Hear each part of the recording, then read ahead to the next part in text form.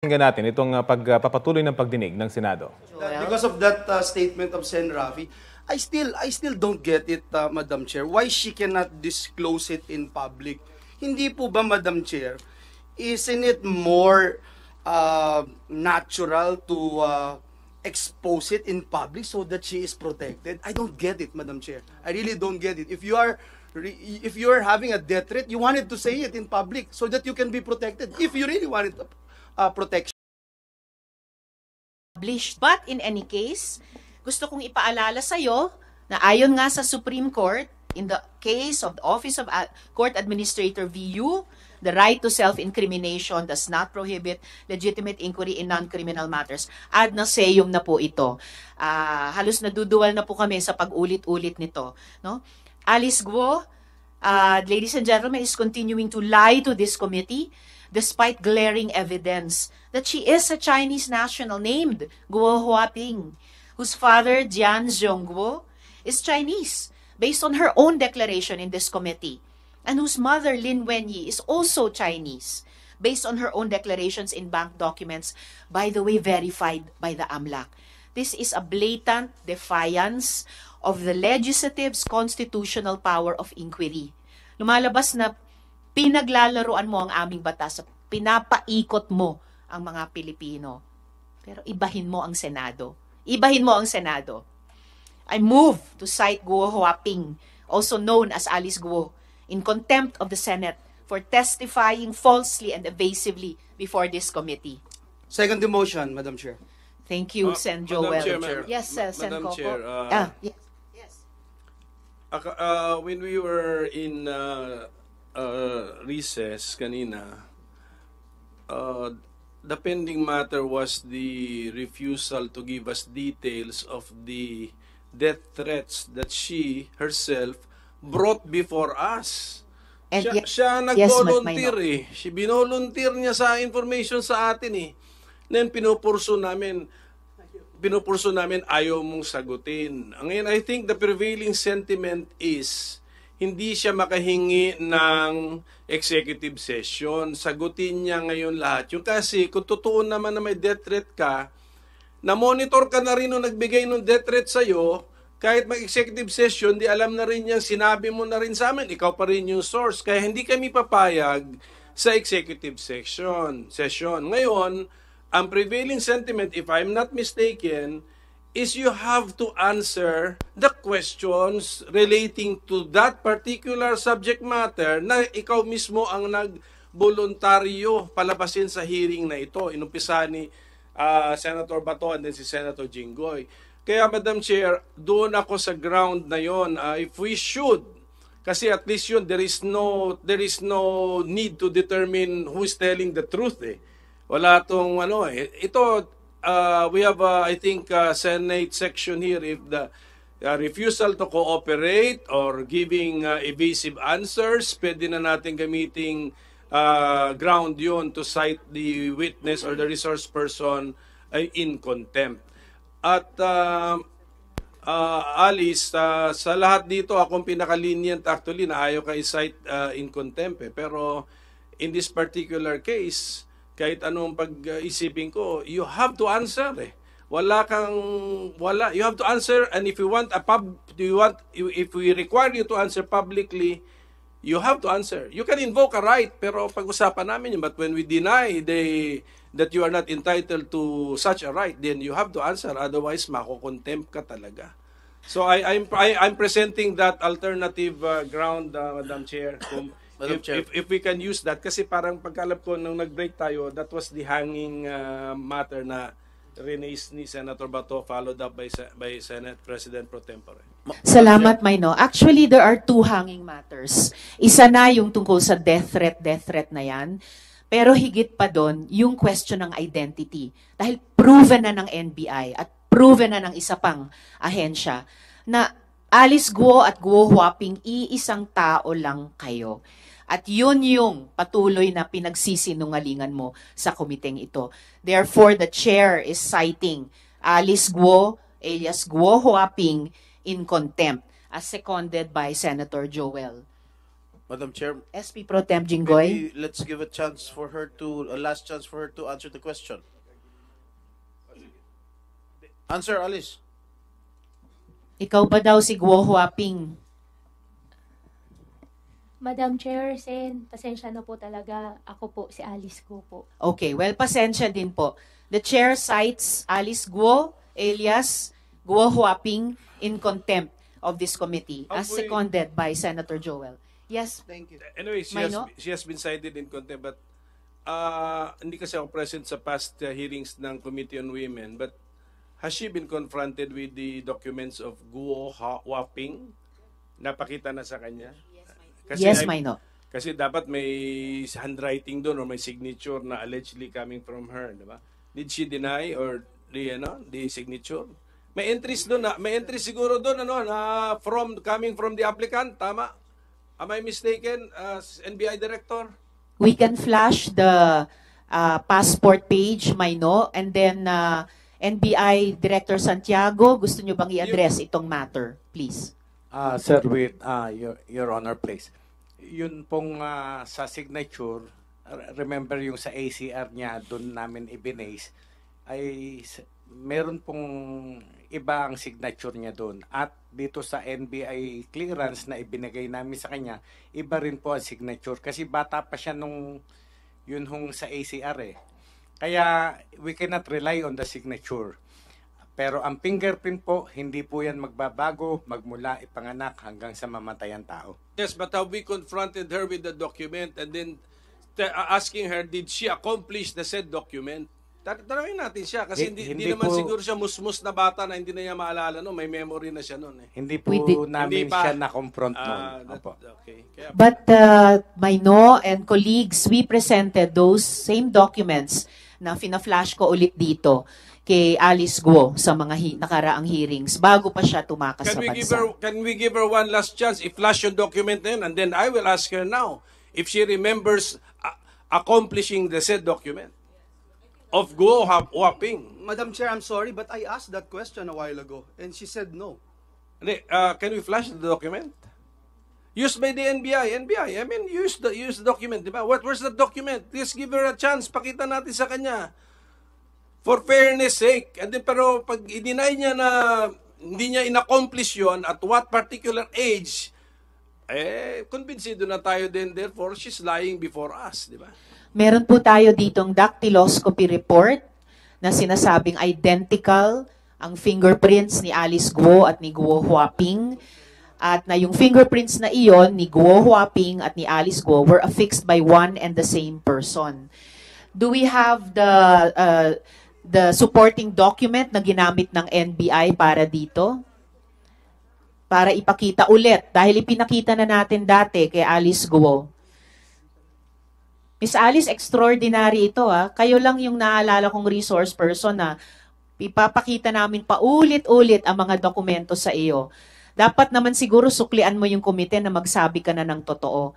Hindi yung going the extra mile ang komite, pero kasinungalingan pa rin ang isinusukli nyo. Comsec, do we have the supporting document on hand para i-project dito sa ating monitor, yung ginamit ng NBI to come to this conclusive opinion used in all courts of the Philippines, ang fingerprint matching?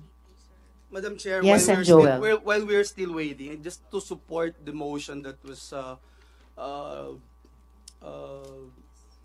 approved by this committee, Madam Chair, the Senate has sufficient, substantial, and damning evidence to support to support a conclusion, Madam Chair, that this witness is lying. Now, whether the court will bear it out later or not, that is the basis, Madam Chair. If this is the prevailing stance, then witness won't play around with the Senate. I think that is the only reason why we are doing this, because she is obviously playing around, Madam Chair. We have given her enough time, so many chances, Madam Chair. I have never seen a witness na ganito karami yung chance na binibigay natin magsabi ng katotohanan. Pero kung ayaw talaga, Madam Chair, she has to face the music. Agree, Sen. Joel. But Comsec, i-flash po natin please yung passport ni Guo Huaping para masagot niya yung one more chance na tanong ng Minority Leader. While Can we waiting, pull that up? Madam Yes, Chair, SP Pro Temp, Jinggoy. habang hinintay natin i-flash yung passport sa ano, I'll give you one more chance, Alice, tungkol sa death threat. Ha? Kailan mo na-receive yung tangka sa buhay mo?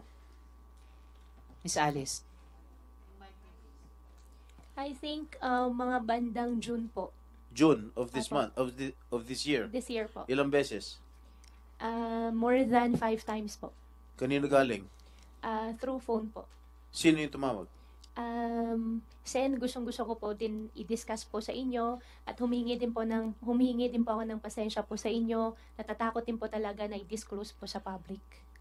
Eh kahit i-disclose mo sa amin through an executive session, katulad nga ni sinabi ni Senator Coco, malalaman din niya eh. Ngayon sabihin mo sa amin, sino Sen, yung source? Opo, Sen, ang understanding ko po, pagka sinabi ko po sa inyo sa executive session po, hindi po lalabas. Kasi nagwo-worry po ako sa sarili ko pong Ganun din yun. safety. Sabihin mo sa amin. Sen, ako po kasi, ang Senate hearing po natatapos, pero natatakot po kasi ako sa magiging buhay Paano ko ka po. tinatakot nung kausap mo sa telepono? How are you threatened? Hindi ko po muna i-discuss po sa public po. No. Opo. The Pasensya na po public talaga, ought to Sen. know, how are you threatened? Yun lang tanong ko, how are you threatened? Hindi ko po siya may discuss po sa public po, Sen. Pasensya na po talaga. Talaga makukulong ka. Madam Chair, if just in case the court will allow the Senate to be detained here, I would like to raise this motion to immediately commit her at the Pasay City Jail. Salamat, Senate President Pro Tempore. Before that matter will be deliberated, we have a pending citation in contempt by the chair, seconded by Sen Joel. And so, Alice, one last chance dito sa ipinapakita namin ulit na passport, page ng passport mo. Sagutin mo yung tanong ni Sen Coco, ikaw ba ito? Madam Chair, ako po si Alice Go po. No, hindi yan ang tanong ko sa inyo. Ang tanong ko po ay, meron kang monitor sa harap mo, kita mo yung page ng passport. Kayo ba yan sa photo na yan? I'm not asking yung pangalan nyo. Alam na namin, Go Huaping. Ito ba ay ikaw? Madam Chair, meron pong pending case po sa akin po. Lahat You po ng- answer! All right, you are not taking the many one last chances na binibigay ng committee ito sa iyo. You are denying your identity as Guo Huaping. So may I Madam Chair, return Madam Chair, to Major yes, Chair. Minority She was Leader. trying to invoke something. What are you invoking? For your refusal to answer, what are you invoking? Sen, may pending cases na po kasi sa akin sa court po. Ang understanding ko po, lahat po ng sasabihin ko po dito may incriminating my own self po. Okay, this Kaya- one. Ito, saan ito maka-incriminate? What particular case? Kailangan may particularity. Hindi Opo. pwedeng wala. Opo, Sen, may final po sa akin sa citizenship po na issue po sa court po. Citizenship. I think there is 7 pending cases po sa korte po ngayon. No, Isa na po dyan yung citizenship po. Hindi kasi kunyari may kaso kang istapa, hindi naman connected sa istapa yan. So hindi mo pwedeng sabihin may kaso ako sa korte. You have to specify. Saan ka ma-incriminate na ang sagot mo magagamit to prove your guilt sa isang criminal case? Which one? Sen, pasensya na po. Mali po pala yung nasabi ko po kanina, di pala totoo. citizenship. Ang dapat po pala COMELEC po. COMELEC. May na-file na po na pending case po sa COMELEC po.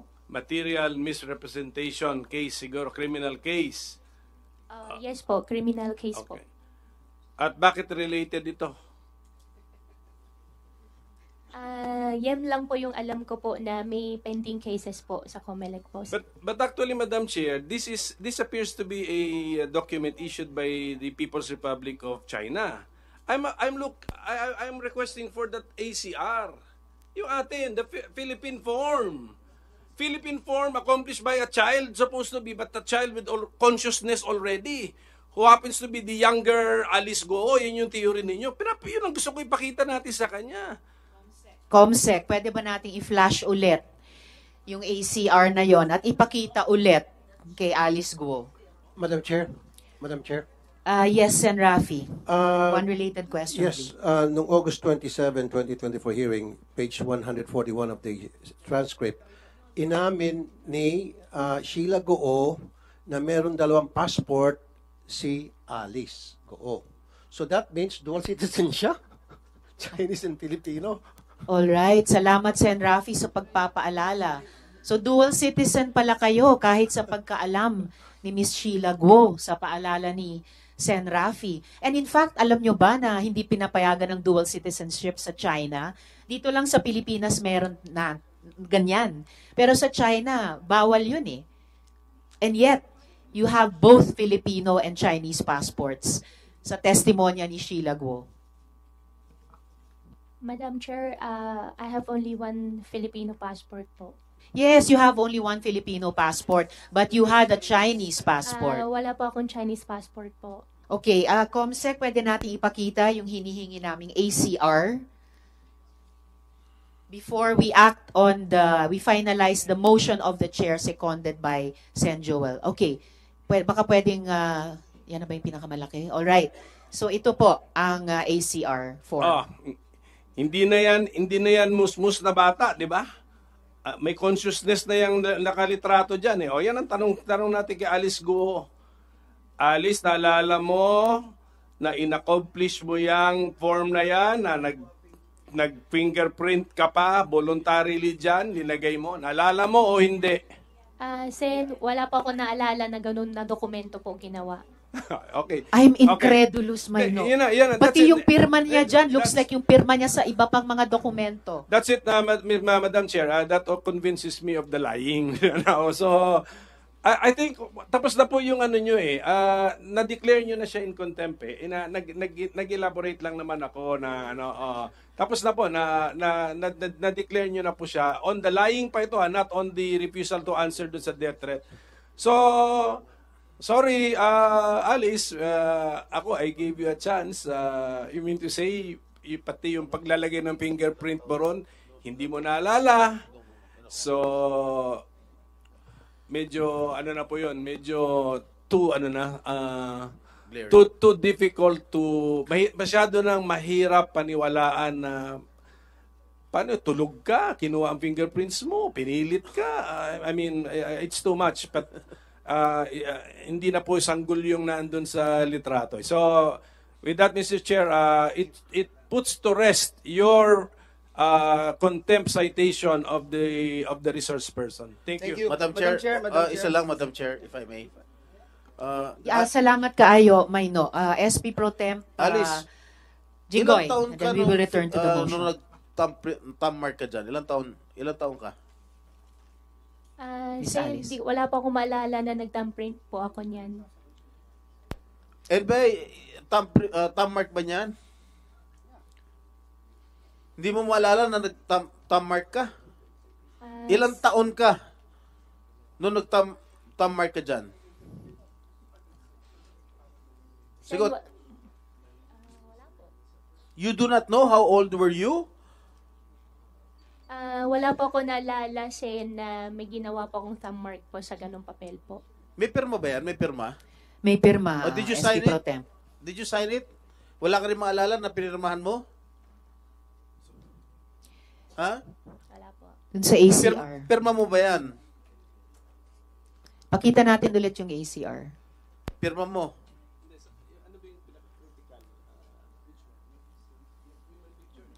Yes, ipakita natin yung kaninang ACR form, yung may photo, fingerprints, at saka pirma. Oh, yan. May signature. Is that your signature? Oo.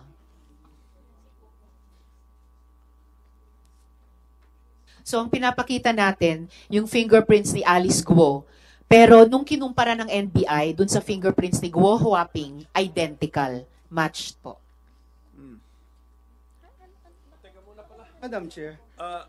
Let her answer. Is that your signature, Alice? Doon sa under po ng picture po, signature ko po yun, pero hindi ko po alam paano nangyari po yun. Paano hindi mo alam paano nangyari yun? Hindi ko po talaga alam, Sen. Hindi mo alam na pinirmahan mo, pirma mo yan?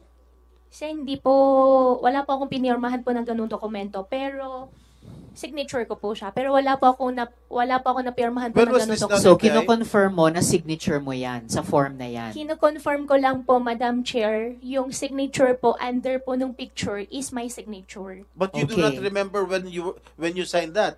Wala pa akong piece of paper? wala pa akong ginawa na ganun po. Well, Last- it is impossible to fake fingerprints.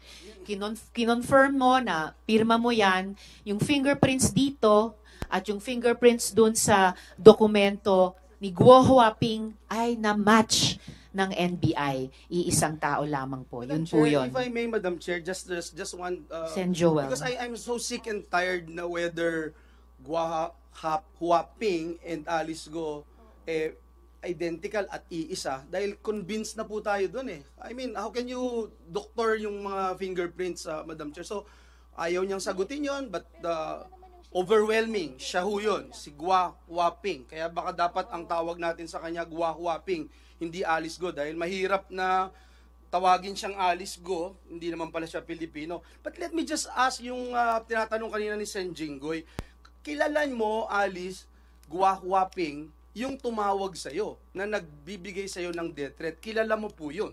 Diba? Kasi otherwise, hindi mo siya sasagutin at hindi mo kikilalanin na totoo at may bigat yung death threat sa'yo. Is that correct, Your Honor?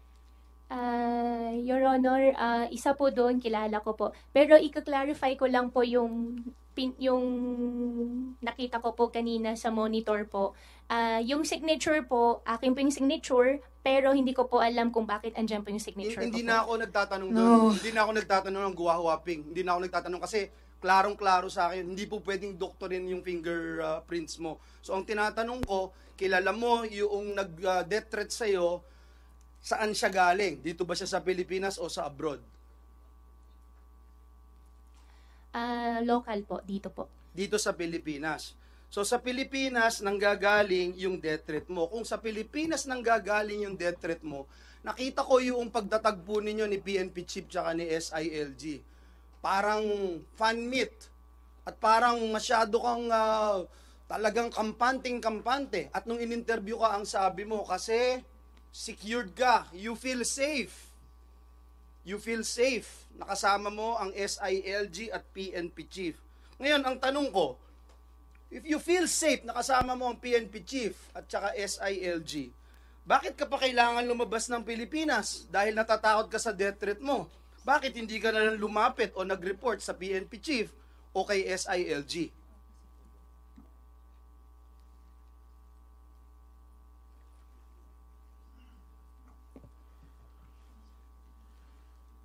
Sagutin ko na po. Sa tingin ko, Yes, dapat, one more time, Miss Alice. One last time. Yes po, Madam Chair. You answer the question of Senator Joel. Sen, okay lang po, paulit po. Sorry po. And, Madam Chair, I hope the lawyers of Alice Go must advise their client to tell the truth. Alice, nung nakita mo si SILG at si PNP Chief, ang sabi mo, happy ka at ikaw ay masaya, kitang-kita naman yun. Walang naitago sa sambayan ng Pilipino na at ease ka. Nakapicture ka pang di ba? So, paano mo sasabihin na natatakot ka, may death threat ka sa Pilipinas, pero kailangan mong tumakas? Kailangan mo umalis ng Pilipinas, pero sabi mo, safe ka na makita mo ang PNP Chief, SILG, pero hindi ka lumapit sa kanila, hindi ka humingi ng tulong. Hindi nga mga sinabi na galing dito sa Pilipinas at tumawag sa'yo ng ilang beses yung nagde-death threat sa'yo. Sen, doon sa question nyo po, dalawa po yung answer ko po dyan. One po, kaya po ako nakasmile po, yan po yung para sa akin po na pinaka-language ko po sa family, sa mga tao po nagmamahal po sa akin na Hindi yun okay ang tanong po ko. ako. Hindi yun ang Sen tanong ko. Joel, Ako. with your Huaping, indulgence, hindi yun ang tanong ko. before we go further into this topic, para lang ma-settle itong pending issue, i-reiterate ko, no? I move to cite Guo Huaping, also known as Alice Guo, in contempt of the Senate for testifying falsely and evasively before this committee. I second the motion, Madam Chair. I second the motion. Madam Salamat, Sen. JV at Sen. Joel. With the motion duly seconded by Senator JV and Sen. Joel, you are hereby cited in contempt. You will remain in the custody of the Senate until the conclusion of this committee's inquiry or until you finally recognize the authority of this body and grant even a semblance of respect for the laws of this country. The committee will coordinate with any court ordering your detention, pero re-respetuhin mo ang Senado. Madam Chair? May we ask Sen. Doroy. the resource person to answer my question first, Madam Chair? We will have one, Miss Alice, isang huling sagot sa puntong ito sa tanong ni Sen. Joel, and then isang related na tanong kay Sen. Doroy, and then itutuloy ng chair yung mga tanong ko, and the majority leader as well after Sen. Doroy. Please answer the question of Sen. Joel, Miss Alice. Sen. Joel, na putol po kanina, yung first answer po, nasagot ko na po. Yung second answer naman po. I'm not even asking that first answer that you were talking about, that it's a sign to whoever your fan base is. My only question is, why didn't you go straight to PNP chief and SILG? Why didn't you ask for police help? Because at the end of the day, ganun din pala yung gagawin mo. At sabi mo, dun ka, you feel safe. Pero hindi, tumakas ka, iniwanan mo kami, binastos mo kami, binastos mo yung buong gobyerno, hinalughog ka sa buong Pilipinas. Ay yung mga kapulisan natin, mga NBI, Coast Guards, talagang pinahirapan mo. Pero sasabihin mo ngayon, may death threat ka. At ngayon, kampante ka, na protektado ka. It doesn't make sense kasi, Alice. Guwahuaping. Please answer my question. Bakit?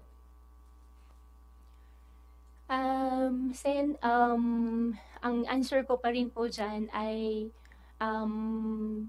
after wala rin po sa mind ko po na pwede ko pong gawin yan at pagkatapos ko po na share na mayroon pong death threat, I feel relief po nung nakausap ko po sila. Salamat, Senjo. Hindi mo pa rin sinasagot yung tanong. But anyway, hindi ka tumatakas sa Pilipinas dahil sa death threat. Yun ang pinasagot mo sa amin. Tumatakas ka dahil tinatakasan mo yung mga kaso mo. Tinatakasan mo yung mga criminal activities na ginawa mo. Salamat, Sen. Joel.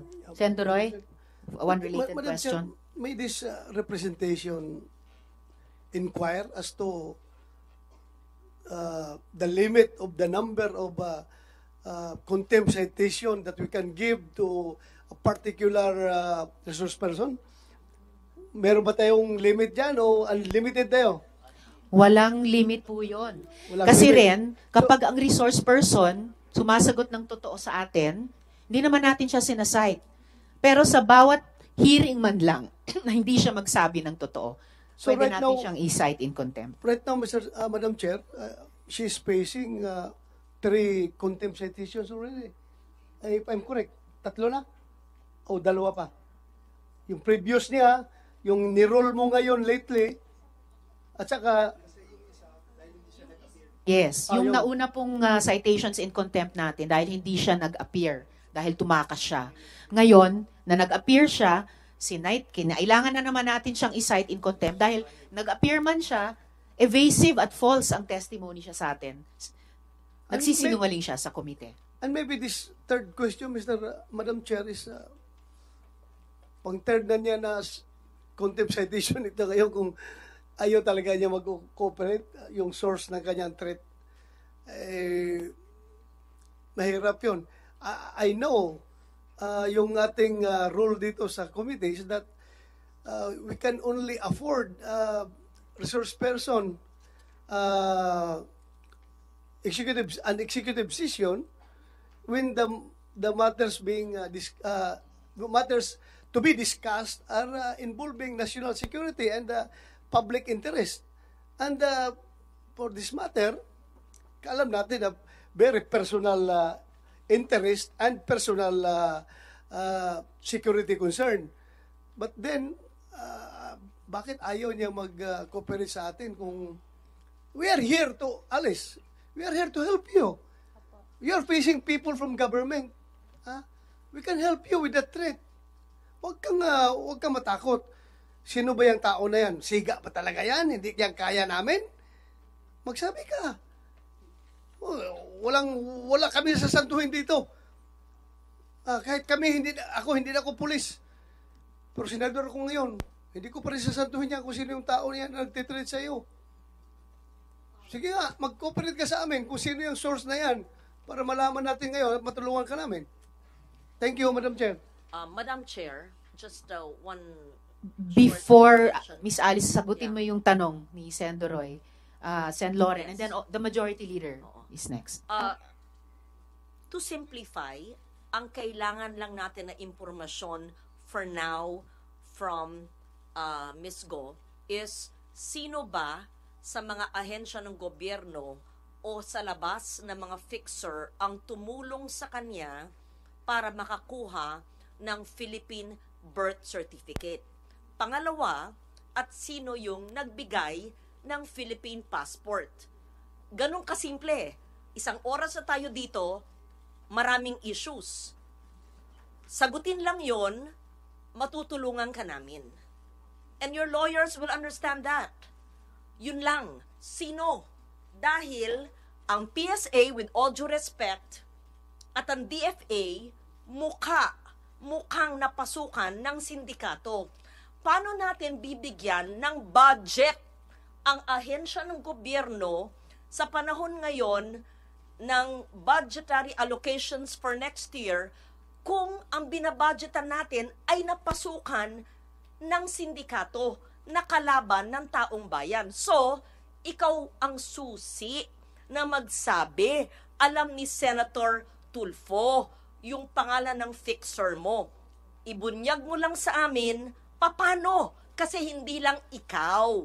Inamin na ng PSA na meron higit sa 1,000 na nabigyan ng birth certificate. 1,200. Ayun, exact number, 1,200. So, meron pa kaming hinahanap na balanse sa 1,200 na nagpapanggap na Alice Go. Yun nga, Madam Chair. Salamat, Madam Sen. Chair. Lauren. Sen. Rafi, before the Chair recognizes. So, for the record ulit, Sen. Lauren, na-establish natin in previous hearings na finailan ng late registration of live birth si Alice Go, inisyuhan ng birth certificate, pero dineclare na ng PSA na irregular yung birth certificate na Ba't iyon. na-issue pa rin? Kaya pinapa-cancel sa Office of the Kaya nga, Madam Solicitor Chair, General. kung it And was then, declared irregular. if I may just finish, Sen. Rafi, before recognizing Majority Leader and then Sen. Rafi, kaya nakapagkuha ng Philippine passport.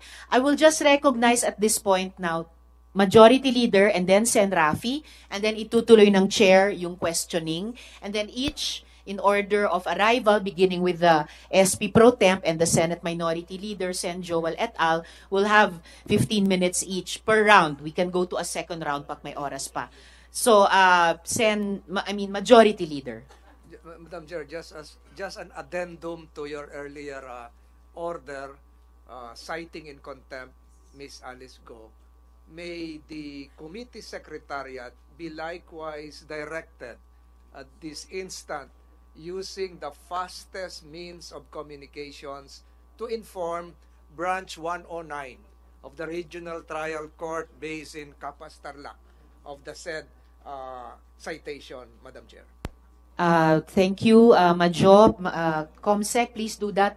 And please include in the communication to the good court yung sinabi ng chair kanina sa citation in contempt kay Alice Go o Go Hopping that this committee will coordinate with the court ordering her detention. So we will coordinate with that court. And lastly, Madam Chair, Madam Chair. Lastly, Madam Chair, just Sen. to thank Madam Chair. just in that Yes, particular Sen. Joel and then Sen. Rafi. communication to the court, we also would like to put into the records how much we appreciate, Madam Chair, the confirmation of the court and the respect of the court to this committee to allow Gua Huaping to appear before us, Madam Chair, because we wanted to put that into the records, Madam Chair. Thank you. Madam Chair. Salamat, Sen. Joel. Oo, ina-appreciate ng buong komite at ng chair na pinaunlakan ng judge yung written request na ipaapirin at pasalitain sa ating komite si Alice Guo Huaping. Kaya pinut on record na ng komite yung pag-cite in contempt kay Alice Guo at bunga niyan, we will coordinate with the court dahil ito yung nag-order ng kanyang detention. So, Sen. Rafi, and then the chair will continue with her question. Thank you, Madam Chair. She's been very evasive from the get-go. Parang sasayang lang tayo ng oras ng mga laway natin at karapatan naman niya na hindi magsalita at magsinungaling. Ang importante sa akin dito ngayon, yung sindikato lumalaki ng lumalaki habang tayo nag-uusap dito. Tulad ng sinabi ni Sen. Lauren, yun talagang tinutumbok ko noong pa man, Madam Chair, at total nabanggit naman sa previous hearing yung kasabwat na para siya ay makakuha ng birth certificate through late registration. Kailangan siguro isa sa matutumbukin natin para mabuwag ng sindikato na ito, sino-sino sa late registration sa local registrar's office ang makasabwat niya dyan sa Tarlac, kaya siya nakuha ng birth certificate, at sino yung mayor at that time, sino yung hepe ng local registrar's office, at ilan na ba ang mga Chinese national sa bayan na yung sa Tarlac ang nabigyan din ng birth certificate, Filipino birth certificate to late registration. Because napakalaking problema ito, Madam Chair. 1,200 sa Davao del Sur lamang yan. Yung foreign nationals na nabigyan ng Filipino birth certificate, naging instant Filipino citizen. Now, hindi lang po sa Davao del Sur, kundi sa iba't iba pang lugar sa bansa. And then the immigration mismo umamin na every single year, since 2000, sila po ay nakakahuli ng mga Chinese nationals na pumapasok dito o lumalabas na gamit ay Philippine passport. And we're not doing anything about it. Since Jesus. For decades, nobody's doing something na para buwagin yung sindikato na yun. Kasi kung hindi natin pag-uusapan ito at puro na lang tayo nakakonsentrate sa isang topic, lalawak ang sindikato until such time baka pagising natin na take over na tayo ng mga Chinese nationals. Thank you, Madam Chair. Salamat. Thank you, Sen. Rafi, and we will pursue those points during your question time. So, Alice, ituloy ko na yung mga tanong sa iyo. Maraming lumabas na mga photo na kasama mo si Duan Ren Wu. This character has been identified as the big boss of the Pogo in Porac. Interesado ko malaman kung ang mga kakuntsaba mo sa Pogo ay mga kakuntsaba mo rin palabas. Tinulungan ka ba ni Duan Ren Wu na makaeskapo? Madam Chair, hindi po. Well, kung hindi kanya tinulungan, panahon na para iset yung record straight. Sino ang tumulong sa iyo para makalabas sa Pilipinas? Paano ka lumabas at umalis dito? Madam Chair, isa rin po yung concern ko po dun sa safety ko po. That is not my question, Miss Alice. Hindi ko na po tinatanong ang bitin na tanong namin ni Nasendo Roy sa inyo. Tinatanong ko, paano ka umalis sa Pilipinas? Miss Alice. Umalis po kami, Madam Chair, by boat po. By boat?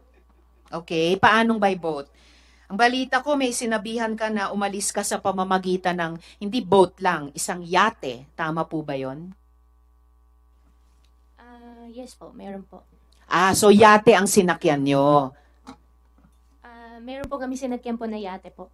Okay, at least malinaw. Hindi na lang small boat, big boat, very big boat. Yate. Madam Chair, kanino po yung... Yes, SP Pro Temp. Kanino? Who owns the yacht?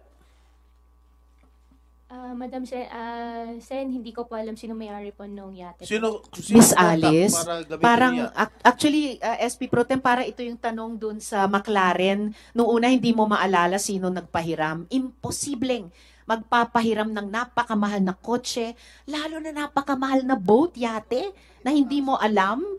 at ipantatakas sa bansa? Ang tanong ni SP Pro Tem, sinong may-ari ng yate? At yon, at saan galing saan nyo sinakyan yung yate? Ano yung naging ruta nyo?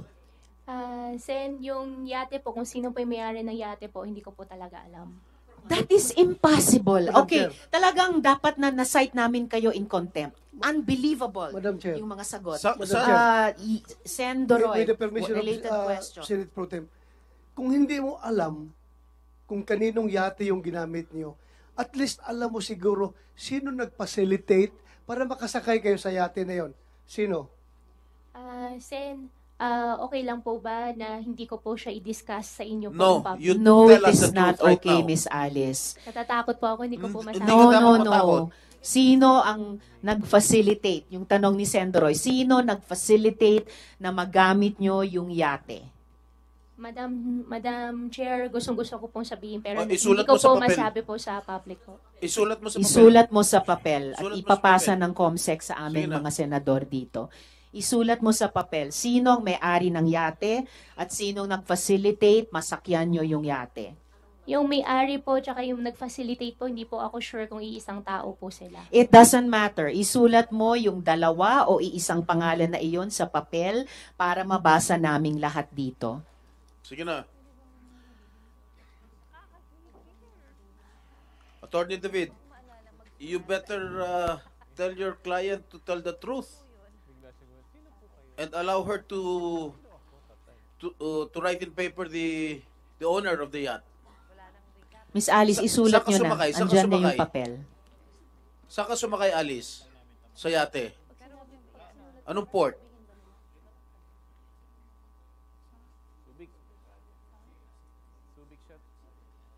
Miss Alice, saan ka sumakay at anong naging rota mo? Sen, kung isusulat ko po, okay lang po ba na hindi nyo po i-discuss po sa public? Miss Isusulat- Alice, please do not tell the senators what to do with the information na halos kailangang bunutin namin sa inyo na parang ngipin. Opo, pero Write it Sen, on the natatakot paper. po kasi ako. Write it on the paper at i-appreciate namin pag nabasa na namin. Unbelievable. Yung ibang witnesses kailangan sumagot verbally. Pinagbibigyan namin yung isulat sa papel. Please do that now. May ibang witness na ginawa na yon sa nakaraang hearing. Please write down on paper. Sulat mo na rin kung anong port, kung saan ka sumakay. Sige na, para isahan na lang. At saka makadagdag, Sen, Madam pasensya Chair. na po talaga, pero natatakot po talaga ako. Miss Madam Chair, Alice, nauubos Opo, na yung opo, pasensya sa- namin dito. Sana po maintindihan nyo rin Isulat po ako nyo. na natatakot po ako talaga. Iniintindi ka namin at inaalam namin kung ano yung kinatatakutan mong sinasabi mong death threat, ayaw mo pang sabihin. Ngayon, mas simple, isulat sinong may-ari at facilitator sa yate at sabihin mo sa amin saan ka sumakay. Sen, gustong-gusto ko po talaga i-discuss. Pero Eh, natatakot gusto mo pala, di sabihin mo sa amin. Nakakapikong ka na, ha? Nakakagigil ka na.